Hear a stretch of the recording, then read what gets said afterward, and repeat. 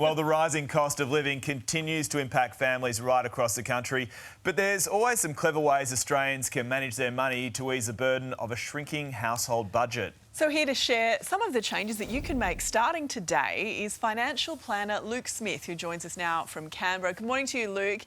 Look, you've been doing this for almost 20 years. What are some of the common money concerns that people face?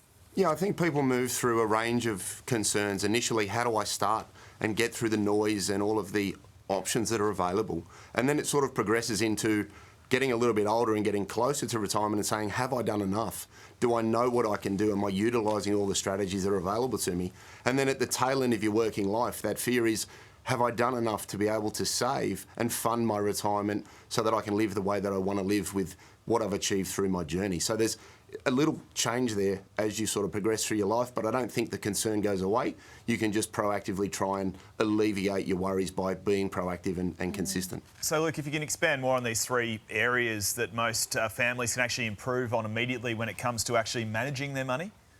Yeah, look, firstly, I'd say, look at your home loan. I think sharpen up the rate and consider the structure that you have. Having a lower rate is great, but if you've got an offset account, then understand the value and the power of it and really use it to your advantage. And then secondly, look at your superannuation, look at your investment options and the associated costs, because if you can shave some cost there over the longer term, it can help bolster stronger returns.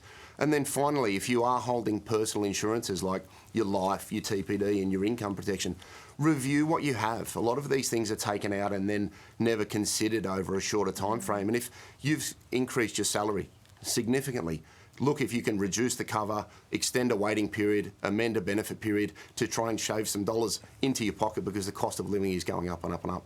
All right, number one on your list there was home loans, and there's a whole lot of Australians who are about to come off their fixed rate mortgages and onto a higher variable rate, a significantly higher variable rate. What tips do you have for people? Because it's going to be a huge blow. Yeah, look, this is a tsunami in waiting, and I think the first thing people need to do is be proactive, and just remember that taking it to the open market is a bit like a dating game.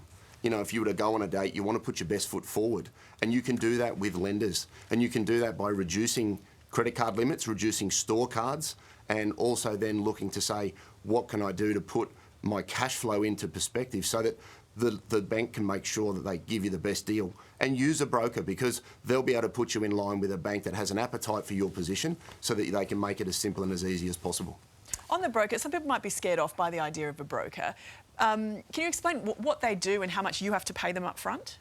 Yeah, well, brokers are fantastic because they have a wonderful relationship with a number of lenders, and they'll be able to take your position and the information that you give them financially and put you with a lender that has the right appetite for what you are presenting. You won't pay anything to the broker because they're remunerated by the bank for doing their job, so they're completely impartial to the person or the institution that they use so that they can aim to get you the best outcome possible, sharpen up that interest rate and put a few more dollars in your pocket. Hey, Luke, what about some tips for maximising retirement? Because if you're like me, you're sort of like, we'll deal with that later. Yeah, and I think, look, the first thing is have a plan and do something and be proactive. Right. I think secondly, don't assume. I think you need to check limits and legislation and the rules. And that was one of the reasons that, we wrote the book, is to give people the information they need to make informed decisions. And then thirdly, I'd get a team around you. I said, I have people that help me, and I think everybody should have people they can lean on their journey so that you're not going it alone and finding it more difficult than it needs to be. How do you find, a reputable financial advisor? I think you can go online.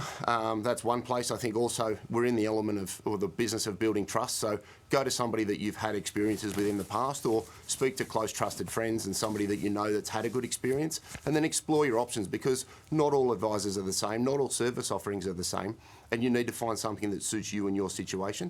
And also the personality and the rapport that you have with the individual is vital, because you could have a long-standing relationship, and being good friends along the journey is very, very beneficial. Tell us about your book, Luke. In it, you talk about strategy stacking.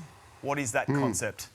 So we came up with that concept because the Smart Money Strategy book gives mums and dads all of the strategies that a financial advisor would discuss should you go and see somebody like that, so they can be informed as to their options. And strategy stacking is really exactly that. It's stacking the strategies on an individual basis for your stage of life so that you can maximise your opportunities, make informed decisions, and hopefully get a little bit closer to retirement with confidence.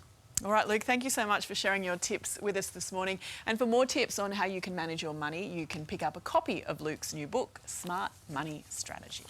Good stuff, Luke. Thanks for that.